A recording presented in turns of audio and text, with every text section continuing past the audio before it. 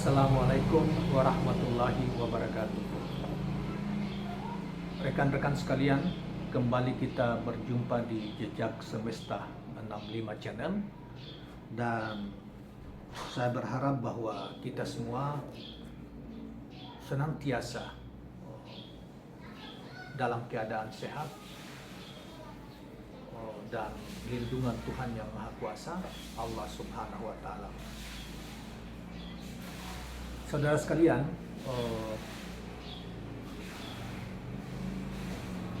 tentu bagi kita yang hingga detik ini selalu teguh mengaitkan keyakinan kita terhadap agama yang dibawa oleh Nabi Agung Muhammad SAW, yaitu Islam, tidak hanya ingin, terutama kita yang mungkin pernah menyelami dunia pendidikan, hanya ingin menjalani agama ini dalam arti ritual di permukaan saja, tanpa pengetahuan yang mendalam, tetapi juga mencoba untuk menyelami lebih dalam tentang berbagai hal yang ada di dalam agama itu, yang lebih mendalam, tidak hanya di permukaan, atau yang biasa kita sebut dengan istilah hakikat atau esensi dari setiap ajaran. Nah, salah satu yang ingin kita membacakan pada kesempatan ini adalah masih terdapat di dalam kitab Futuhat Al-Makkiyah yang ditulis oleh Syekh Akbar Muhyiddin Ibnu Arabi yang terkenal itu. Nah, salah satunya uraian yang terdapat di dalam yang kita hendak bacakan pada kesempatan ini adalah yang berkaitan dengan masalah Al-Kalimah, atau yang diterjemahkan sebagai ruh universal. Siapakah sesungguhnya yang dimaksud dengan ruh universal di dalam risalah ini? Mari baiklah kita coba untuk mengemukakan uraian beliau di dalam kitab ini.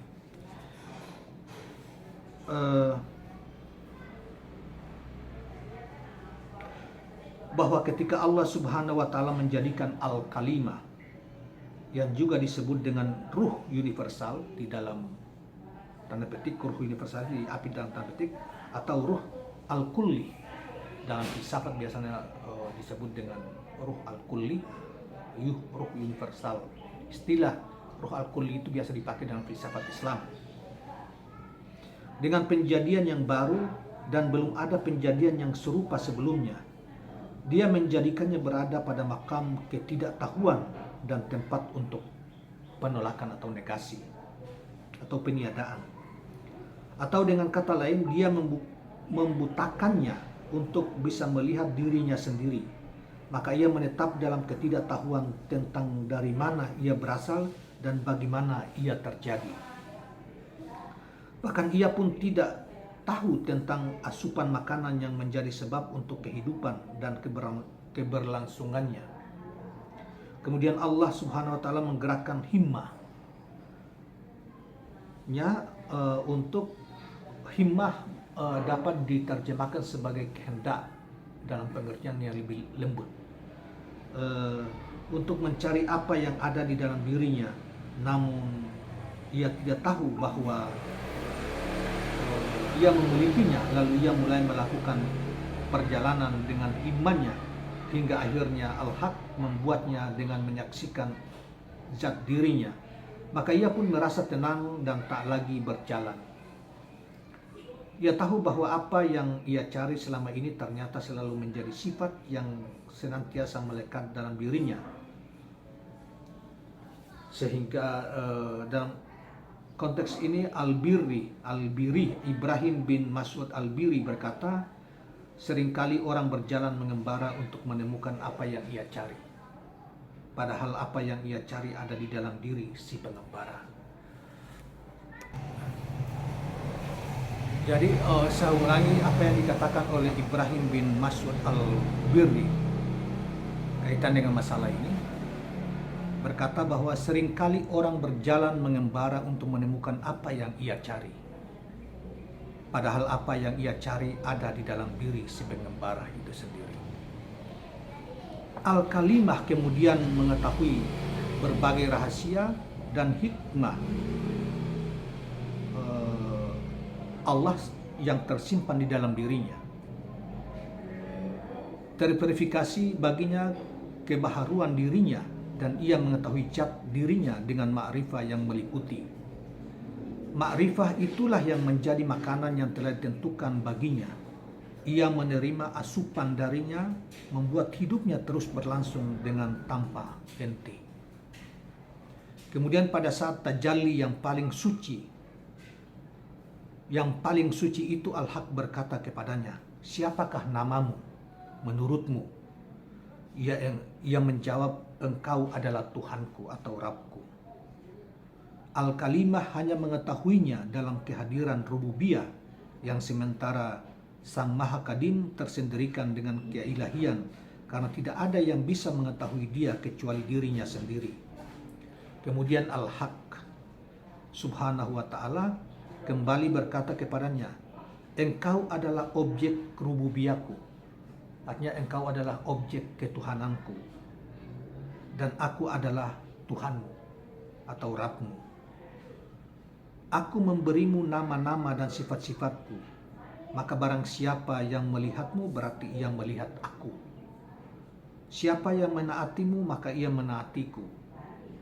Siapa yang mengetahuimu maka ia mengetahuiku. Dan barang siapa yang bodoh mengenalimu berarti ia bodoh mengenaliku. Selanjutnya Sang Syekh menjelaskan, tujuan maksimal mereka yang lebih rendah darimu adalah mengetahui diri mereka sendiri melalui perantaraan dirimu. Ilmu bahwa engkau ada bukan tentang bagaimana dirimu.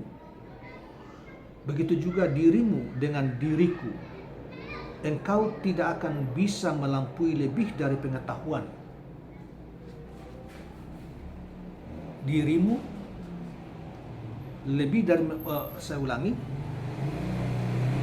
engkau tidak akan bisa melampaui lebih dari pengetahuan akan dirimu sendiri, dan engkau tidak akan bisa melihat apa-apa selain dirimu.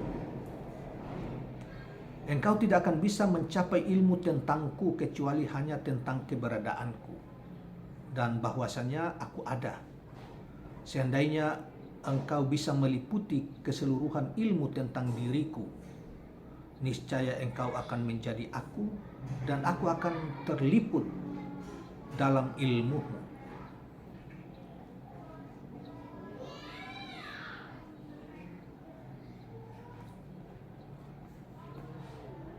Sehingga kedirianku akan menjadi kedirianmu, tetapi kedirianmu tidak akan bisa menjadi kedirianku. Kuulurkan bantuan dan pertolonganku kepadamu melalui rahasia-rahasia ilahi, serta kudidik dan kuasuh engkau dengannya. Engkau akan menemukan rahasia-rahasia itu dijadikan di dalam dirimu, sehingga engkau mengetahuinya. Tetapi aku menghijabimu dari pengetahuan tentang bagaimana bentuk uluran pertolonganku kepadamu melalui rahasia-rahasia itu, karena engkau tidak akan kuat menanggung musyahadah, penyingkapan. Musyahadah itu penyingkapan tentangnya. Sebab jika engkau mengetahuinya, niscaya kedirian akan menyatu. Padahal bersatunya kedirianku dengan kedirianmu adalah mustahil, sehingga musyahadamu tentang bagaimana bentuk pertolonganku juga mustahil. Bagaimana mungkin kedirian sesuatu yang tersusun bisa dirujuk kepada kedirian sesuatu yang elementer?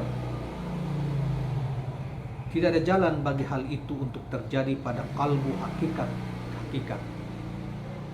Maka ketahuilah bahwa siapapun yang berada di bawahmu akan berada dalam aturan dependensi. Aturan dependensi, aturan ketergantungan kepada dirimu. Engkau adalah bajuku, salendangku, dan engkau adalah selubungku. Saudara-saudara sekalian, ini penjelasan dari Ibnu Arabi. Kita masih berlanjut di bagian berikutnya yang kita bisa lanjutkan, karena ini masih satu rangkaian. Kemudian sang ruh berkata kepadanya, Tuhanku, hamba mendengar engkau menyebut bahwa hamba mempunyai sebuah kerajaan, lalu di manakah ia? Maka Al-Haq mengeluarkan untuknya jiwa dari dalam dirinya. Jiwa adalah sebuah objek yang dipancarkan atau dikeluarkan dari sesuatu. Berkatalah ruh, ini hanyalah sebagian dari diriku, sedangkan aku adalah totalitas. Seperti halnya aku bagian dari dirimu, tetapi engkau bukan bagian dari diriku. Saya ulangi. Berkatalah sang ruh, ini hanyalah sebagian dari diriku, sedangkan aku adalah totalitas. Seperti halnya aku bagian dari dirimu, tetapi engkau bukan bagian dari diriku. Al-Haq berkata, maksudnya Allah, Al-Haq ini Allah Subhanahu wa Ta'ala, engkau benar wahai ruhku. Ruh kembali berkata, melaluimu aku berbicara, wahai Rabbku, wahai Tuhanku. Engkaulah yang mengatur dan memelihara diriku, lalu engkau menyembunyikan diriku rahasia asal uluran bantuan dan tarbiyahmu, atau didikanmu, atau ciptaanmu. Dan hanya engkau sendiri yang mengetahuinya. Maka dari itu, jadikanlah uluran bantuanku untuk kerajaan ini tersembunyi bagi mereka, agar mereka tidak bisa mengetahui diriku seperti aku tidak bisa mengetahui dirimu. Lalu Al-Haq menciptakan dalam diri sang jiwa sifat penerimaan dan kefakiran atau hal butuh, dan dia menjadikan akal sebagai wazir yang mewakili sang ruh yang tersucikan. Wazir itu ya kalau kita di dalam kerajaan kita bisa terjemahkan sebagai Perdana Menteri ya, atau penghubung. Perdana Menteri atau pengelola pemerintahan. Penghubunglah kita bisa terjemahkan di sini antara. Jadi maksudnya jiwa, ruh adalah sesuatu sebagai bagian dari totalitas ciptaan Tuhan, yang kemudian di dalam ciptaan itu diciptakan juga kerajaan yang lain namanya jiwa. Jiwa yang kemudian di tengah antara ruh dan jiwa inilah yang kemudian diciptakan namanya akal, yang kemudian disebut dengan wazir atau penghubung ya antara jiwa dan ruh, itu loh. Jadi ruh sebagai sesuatu yang lebih tinggi kemudian bisa memerintah jiwa. Namun nanti ada penjelasan bahwa jiwa kadang-kadang keluar dari panggilan ketaatan terhadap ruh karena ada alam lain yang lebih juga berkuasa, yaitu hawa nafsu. Nanti kita ada penjelasan kita akan temukan penjelasan lanjutan tersebut.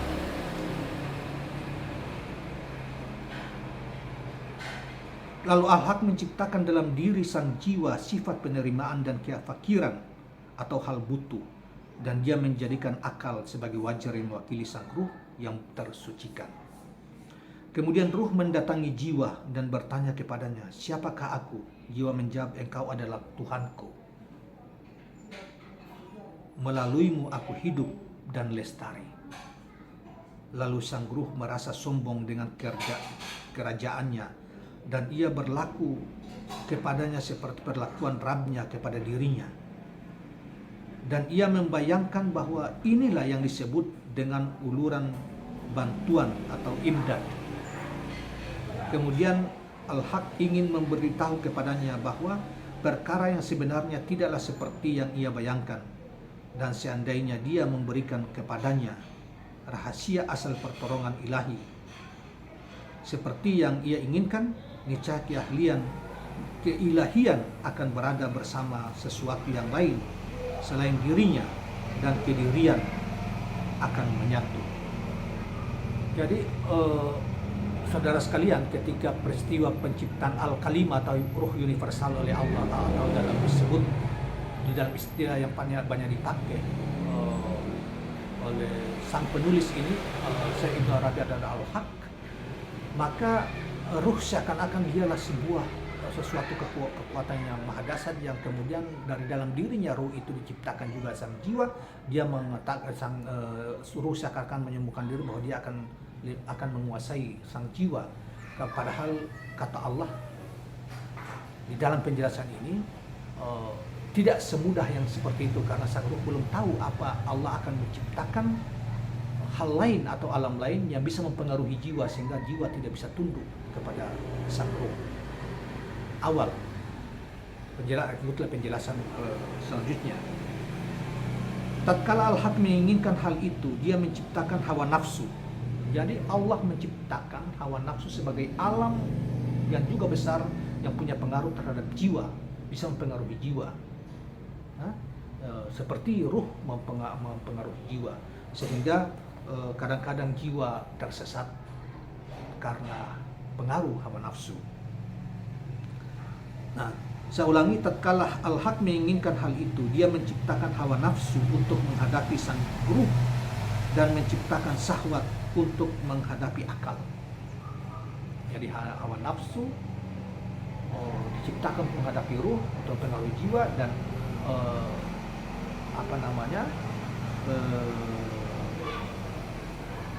syahwat diciptakan sebagai untuk menghadapi akal.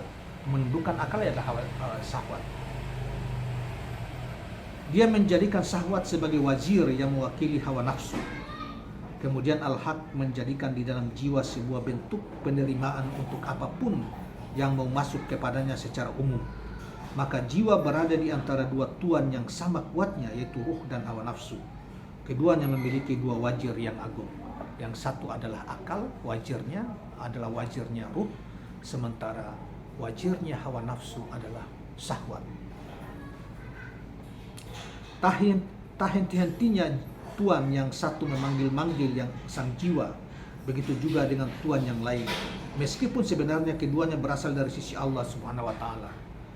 Firman Allah di dalam Al-Qur'an surat 4 ayat 76 yang artinya segala sesuatu berasal dari sisi Allah. Kemudian Al-Quran surat 17 ayat 20 yang artinya kepada keduanya kami memberi uluran bantuan. Maksudnya kepada kedua tadi, yaitu ruh maupun hawa nafsu tadi.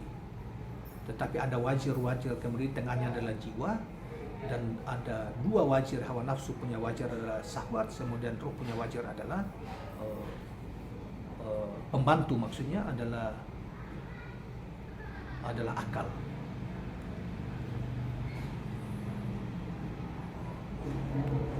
Yaitu kepada keduanya kami memberi uluran bantuan, baik yang ini maupun yang itu berasal dari pemberian Tuhan. Inilah yang membuat jiwa bisa menjadi tempat untuk perubahan atau penyelewengan maupun penyucian. Allah Subhanahu wa taala berfirman di dalam Al-Qur'an surat 91 ayat 8 yang artinya, maka dia mengilhamkan kepada jiwa kejahatannya dan ketakwaannya. Kemudian tepat setelahnya itu Allah berfirman di dalam Al-Quran yang masih tetap dalam surat yang sama, surat 91 dan ayat ke-7 yang artinya demi jiwa dan penyempurnaan ciptaannya. Apabila jiwa menjawab panggilan hawa nafsu, maka yang terjadi adalah perubahan dan penyelewengan. Dan apabila ia menjawab panggilan ruh, maka yang terjadi adalah penyucian melalui syariat dan tauhid. Tatkala ruh mengetahui bahwa tidak ada yang menjawab panggilannya, saat ia memanggil, ia berkata, "Apa yang menghalangi kerajaanku untuk menjawab panggilanku?"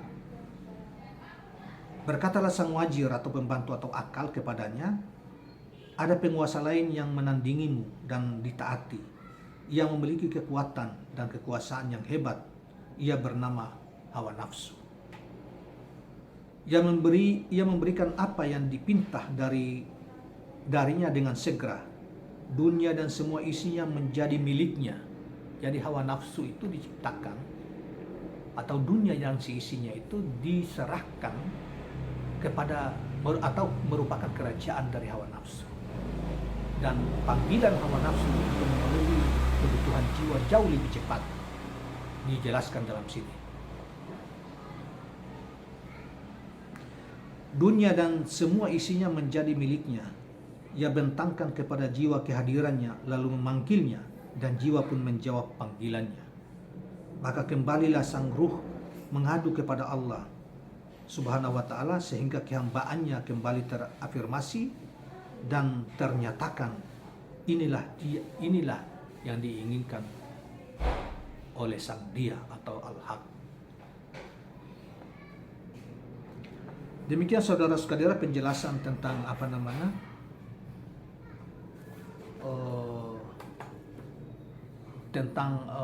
soal ini yang tadi kita sudah bacakan risalah yang cukup mudah-mudahan menambah pengetahuan kita tentang apa yang kita bicarakan tadi, sehingga